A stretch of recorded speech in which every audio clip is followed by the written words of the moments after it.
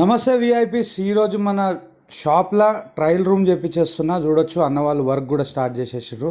లాస్ట్లో మాత్రం మా ఫ్రెండ్ వచ్చిండు, వాడు మాత్రం నన్ను షాక్ చేసిండు. చూడొచ్చు ట్రయల్ రూమ్ కూడా కంప్లీట్ కావడానికి వచ్చేసింది. డోర్ కూడా చూడొచ్చు రెడీ చేసేస్తారు, ఫిట్ చేసేసారు అన్న వాళ్ళు.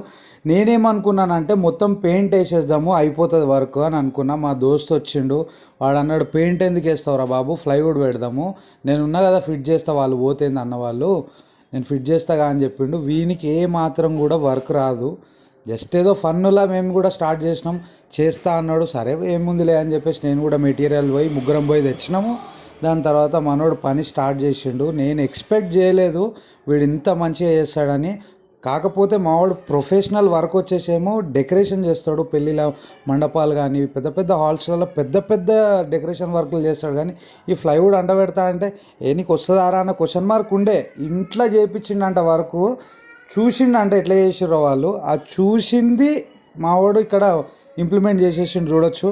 మళ్ళీ ఇది హైలైట్ అన్నిటికన్నా టాస్క్. అక్కడ ఉన్న గొల్లెం ఏదైతుందో కరెక్ట్ దాన్ని అందులో కూర్చోబెట్టాలా.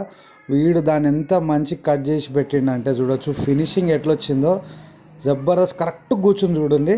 నేను పెయింట్ వేయించినా లేదా ఏదైనా డిజైన్ వేసినా స్టిక్కర్ వేసినా నాకు అంత సాటిస్ఫాక్షన్ ఉండకపోయేది. మీరు ఏదైనా పని చేస్తుంటే మీకు కూడా ఇలాగ హెల్ప్ చేసే ఫ్రెండ్ ఉండా, లేకపోతే మీరు ఏదైనా పని చేస్తే చెడగొట్టే ఫ్రెండ్ ఉండా, కామెంట్ చేయండి.